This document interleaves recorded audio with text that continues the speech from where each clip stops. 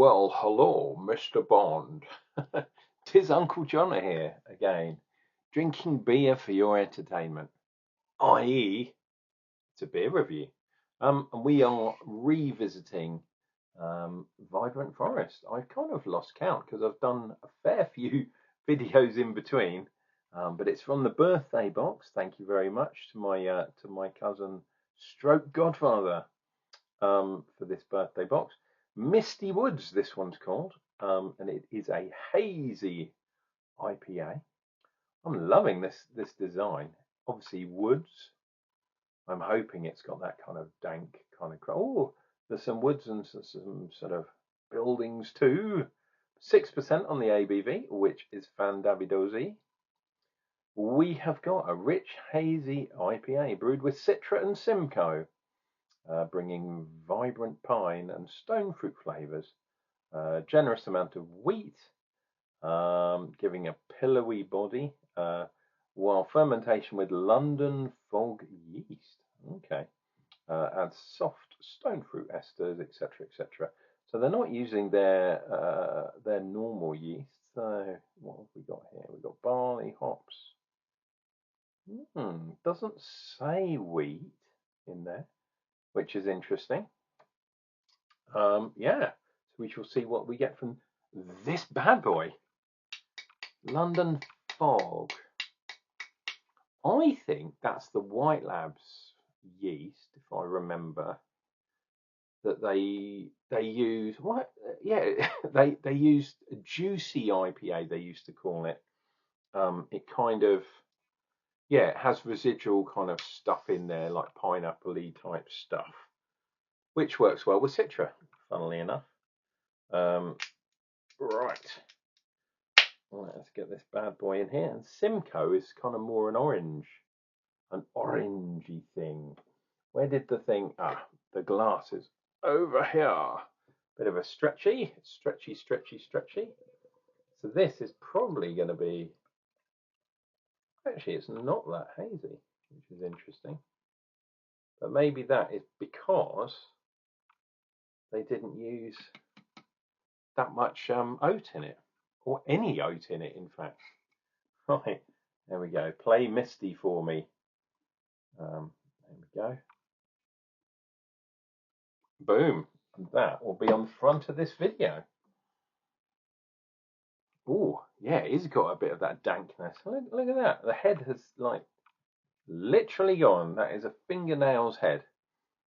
It looks hazy, but it's not fully, like, opaque. It's not one of those milkshakey ones. I don't know. Can you see? I can see through there a little bit from my eye. I can see you. Man, I can see you. But yeah, verdant pine, woods, damp forest. Interesting. Not getting much of that tropicalness on the nose. What did they say it was? My memory is like Swiss cheese. Yeah, Citra Simcoe. So I've had a fair few of these type beers before. Simcoe used to be, well, Simcoe is widely known as the juicy hop. So anytime you want to make a juicy beer, I know they haven't called it a juicy IPA, just called it a hazy IPA. But anytime you want to make a juicy IPA, you're probably going to use Simcoe and then some other kind of citrusy type hops. And Citra, the most commonly grown hop in the entire world. So nothing unbelievable. This is quite safe. But yeah, not too much on the nose. I was at the Mega Spoons, the RVP, the Royal Victoria Pavilion Wetherspoons, which is in Ramsgate, the biggest one in the country. I was drinking farmhouse cider, which was kind of interesting, farmyardy, barnyardy. Yeah, but it wasn't that bad. It was tart, but not insanely not one of those ones. And yeah, dank IPA. That's what this is going to be. Anyway, dear viewer, to your good health, sir or madame.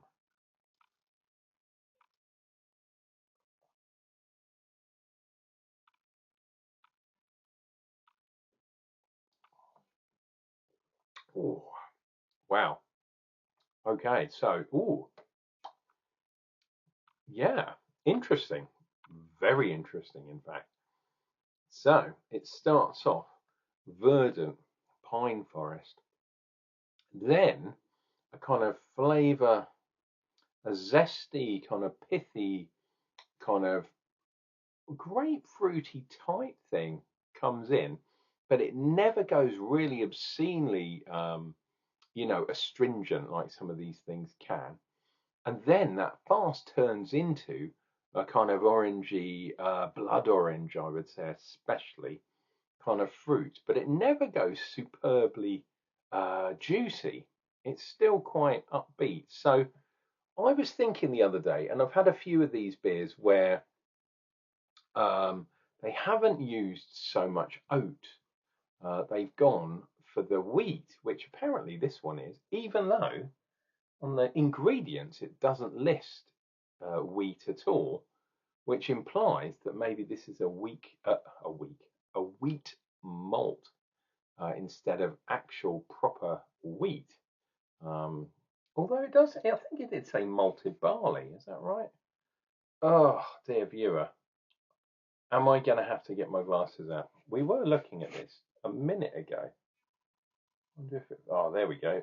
Water, malted barley, hops and yeast. So it doesn't actually mention yeast in the ingredients at all. But up here, a generous amount of wheat.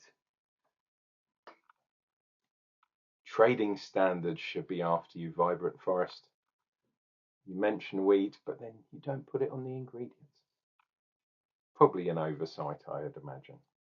Cheers. Let's see what we get on the second round.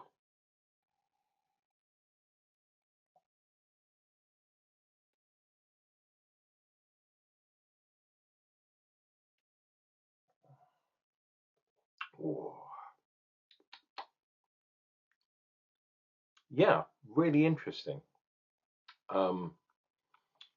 Something about the yeast as well. London Fog does something. It talks about the esters. That's definitely contributing something there. Some piney, some grapefruity, pithy kind of stuff going on. It's that green verdant thing mixing with the citrus. Let's just say whether it's blood orange, normal orange, etc., etc. Pardon me, quite well carved as well.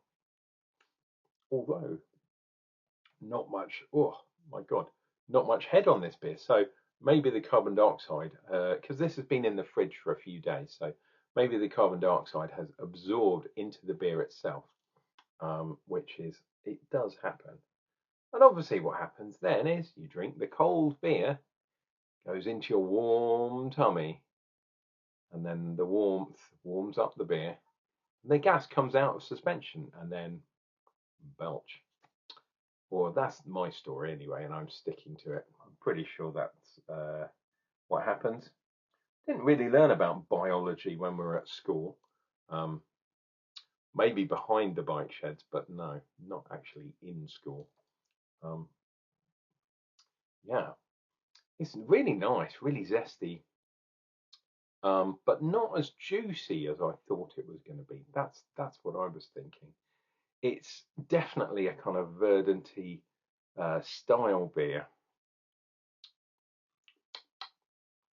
Yeah, the mouthfeel isn't there either. It's the problem with just using wheat, if they have at all, and not using a little bit of oat, a tiny bit of oat in the malt bill fills out the mouthfeel, makes it gives the illusion of a bit of thickness, that kind of thing.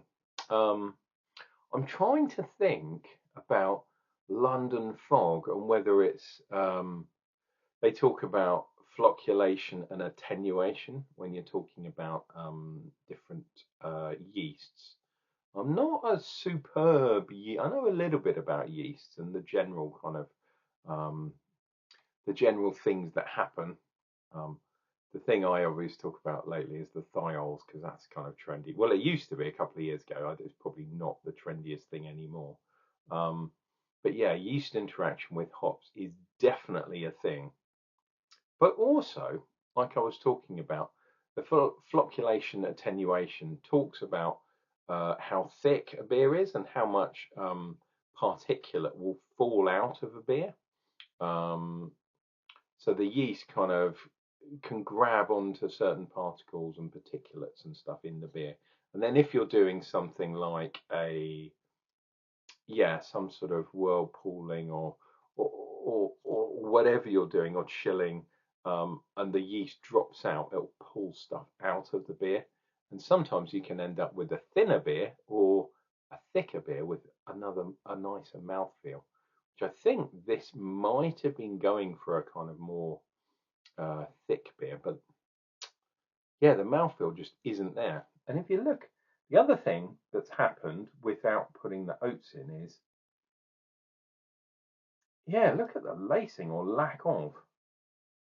Wheat just doesn't, I don't know why, but wheat doesn't by itself add to, the kind of the foam, the head, the lacing. Just, I don't know why, it just doesn't do it really, which is a real shame because I've had some really traditional beers that are made from just barley, different versions of malted barley, and they have unbelievable amount of head, which is fantastic. I love lacing. I love head. Doesn't everyone? But me especially.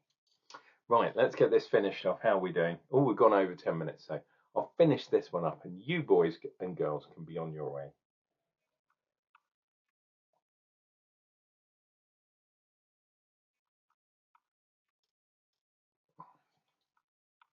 Oh.